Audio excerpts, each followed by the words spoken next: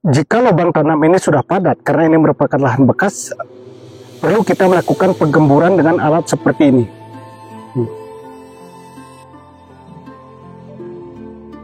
Menanam cabai di lahan bekas cabai apa bisa? Nah, untuk mendapatkan hasil yang maksimal, perlu melakukan sterilisasi lahan.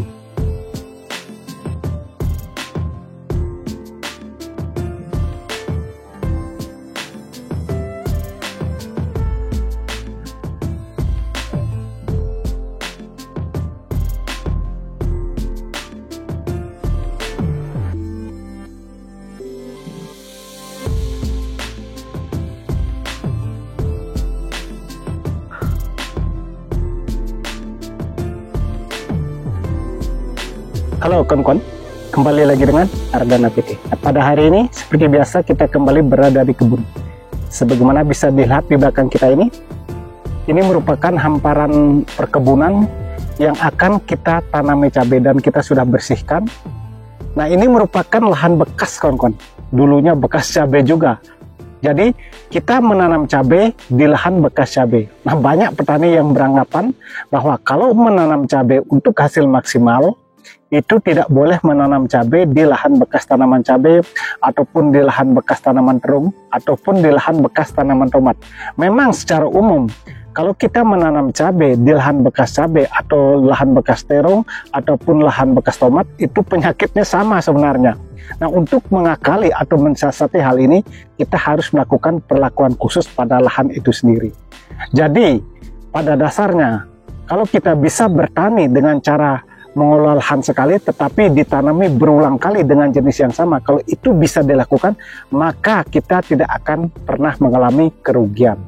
Karena kalau kita menanam cabai di lahan bekas itu modalnya tentu sangat minim atau sangat kecil dibandingkan kalau kita menanam cabai dengan cara olah lahan kembali. Jadi kita harus mengeluarkan modal ongkos mencangkulnya atau membajaknya, membuat bedengan, kita harus memerlukan yang namanya tenaga kerja yang cukup. Nah, itu yang memerlukan sesuatu yang lebih banyak kawan-kawan. Tetapi kalau kita menanam cabai di bekas cabai, seperti yang bisa dilihat di belakang kita ini turusnya atau bambunya masih berdiri kokoh kawan-kawan, kita tidak cabut. Dan mulsanya bisa dilihat, ini mulsanya sebenarnya tidak begitu bagus, sudah robek-robek kawan-kawan, tetapi akan kita tetap gunakan. Jadi dengan menanam cabai di lahan bekas, kalau kita perlakukan khusus lahan itu dengan baik, maka hasilnya tetap maksimal. Oleh karena itu kawan-kawan, ikuti terus videonya, simak sampai selesai apa-apa saja yang harus kita lakukan untuk hasil maksimal menanam cabai di lahan bekas. Seperti ini kawan-kawan kondisi lahan yang akan kita tanam cabai. Bisa dilihat di sini kita sudah bersihkan, tetapi bagian yang di sana itu belum kawan-kawan, itu masih lihat itu kelihatan putih-putih, itu rumput, tetapi kita sudah spray herbisida. Nah, di bagian sini memang ada tempat atau lahan yang kita bongkar mulsanya karena sudah benar-benar hancur kawan-kawan. Nah, ini kita lihat dulu di sini. Nah, ini kita sudah rapikan sedikit ini. Nah, maaf kemarin kita tidak sempat membuatkan video karena kita kerja sendiri buru-buru kawan-kawan. Nah, ini kita sudah buat bedengannya. Tetapi ini kita tidak merubah bedengan, kita hanya bongkar mulsa. Kemudian kita tabur yang namanya pupuk organik, yaitu petroganik kita pakai kawan-kawan yang ini, tanpa menggunakan yaitu kapur dolomit. Kita tidak memakai kapur dolomit. Nah, ini sudah rumputnya sudah mulai kelihatan. Kita belum sempat melakukan penutupan mulsa ini.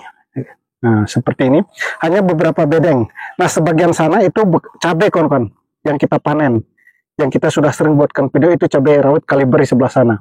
Jadi kita menanam cabai berdekatan dengan cabai tua juga nantinya. Ini hanya sedikit, kurang lebih 8 bedengan, ini 1, 2, 3, 4, 5, 6, 7, 8, ini 8 bedeng. Ini pendek kawan-kawan, paling-paling ini 8 bedeng ini jumlahnya tidak terlalu banyak, hanya 300 pohon ini biasanya kita tanam dengan jarak 50 kali 60. Itu masuknya hanya 300, ini 8 bedeng. Nah, sedangkan yang ini cukup luas sebenarnya, kesananya ini belum semuanya, tetapi kita menanam cabai ini tidak sekaligus kawan-kawan. Jadi kita menanam secara bertahap sedikit demi sedikit kawan-kawan. Nah, seperti itu yang kita lakukan. Nah, seperti yang sudah kita sampaikan tadi, kita menanam cabai di lahan bekas cabai. Nah, bisa dilihat di sini. Ini bambu-bambunya masih berdiri kokoh kita tidak cabut. Jadi mengapa kita tidak mencabut bambunya ini dulunya?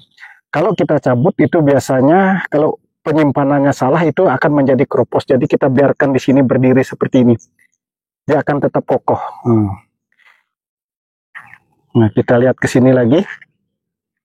Nah, yang perlu diperhatikan untuk menanam cabai di lahan bekas cabai itu harus dibersihkan dulu lahannya, kawan-kawan. Harus benar-benar bersih. Nah, seperti ini kan bersih di sini.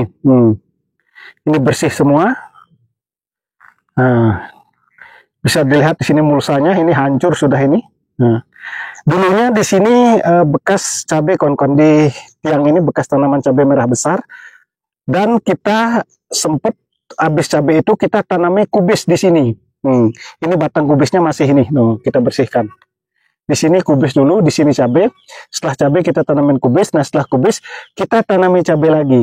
Nah, dan biasanya kalau lahan bekas itu identik dengan penyakit jamur ataupun ulat, kawan-kawan, ulat tanah khususnya. Makanya kita kemarin sudah melakukan pengocoran dengan fungisida dan insektisida. Nah, funginya kita pakai yaitu bahan aktif mancozeb, yaitu merek Detain. Kemudian untuk inseknya kita memakai Risotin. Detain 2 sendok makan, Risotin 2 tutupnya atau kurang lebih 20-30 mili.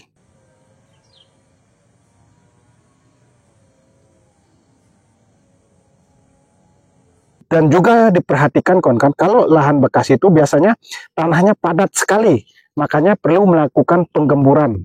Jadi kalau petani yang mempunyai lahan padat perlu digemburkan. Nah, kita contohkan bawa alat seperti ini. Nah, ini alatnya, kawan-kawan. Kita pakai, nah ini seperti ini.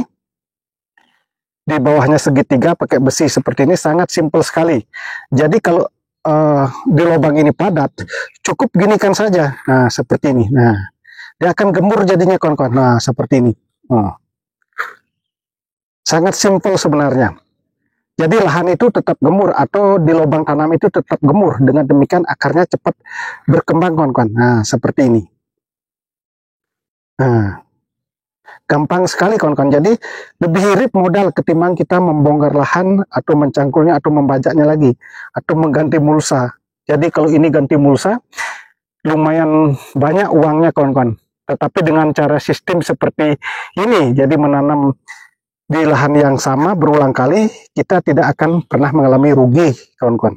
Yang penting tahu sistemnya. Nah, itu saja tekniknya, kawan-kawan. Nah, kan gembur jadinya kalau begini, kawan, pakai ini. Tuh. Nah, ini padat sedikit. Nah, kita gemburkan seperti ini.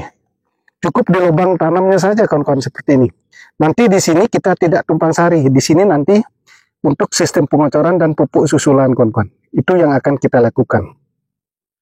Dan yang sangat perlu kita perhatikan atau yang perlu sekali kita lakukan adalah sebelum melakukan penanaman, kita harus wajib melakukan pemberian yang namanya trichoderma. Nah, biasa kita memakai biosigma trichoderma seperti ini. Bisa dicampur dengan asam humat dan karbon. Nah, tujuan kita memberikan trichoderma agar tanahnya kembali menjadi subur, kawan-kawan. Begitu juga dicampur dengan asam humat. Jadi trichoderma, asam humat, dan karbon itu sangat bagus sekali.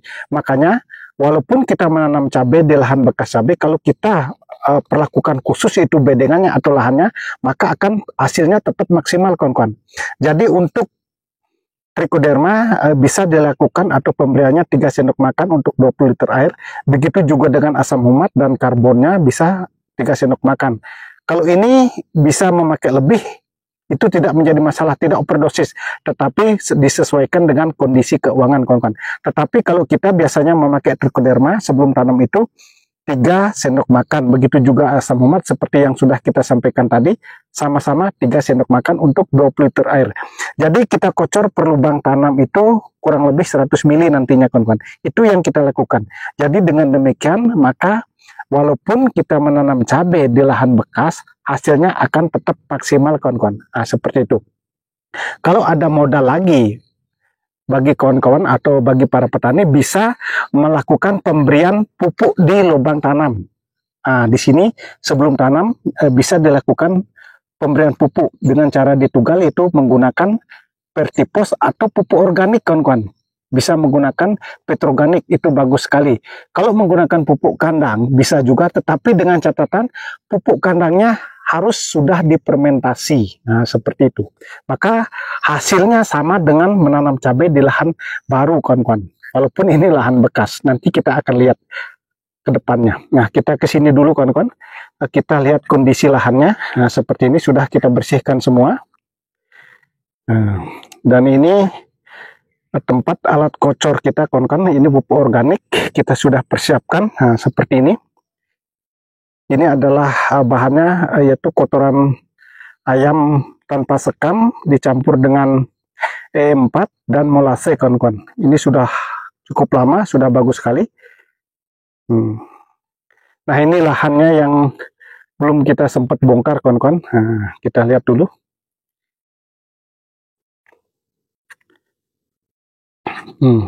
Ini hancur bener ini, tapi masih bisa dipakai ini mulsanya 2 kali lagi, kawan-kawan. Nah, ini baru, karena kemarin di bulan-bulan kemarin hujan terus itu, jadi rumputnya sangat cepat sekali tumbuh, kawan-kawan.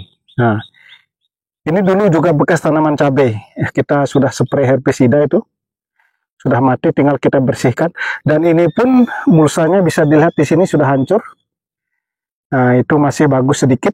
Rencananya kita akan tanami cabai, tetapi tidak sekaligus. Ini bagian kesananya, itu nanti belakangan, kawan-kawan. Nyusul nanti belakangan. Nah, itu yang hijau itu tempat-tempat pupuk organik yang sudah kita buat itu, kawan-kawan. Yang akan kita tanami duluan ini, kawan-kawan. Nah, lahan ini. Nah, sampai ke sana itu akan kita tanami duluan.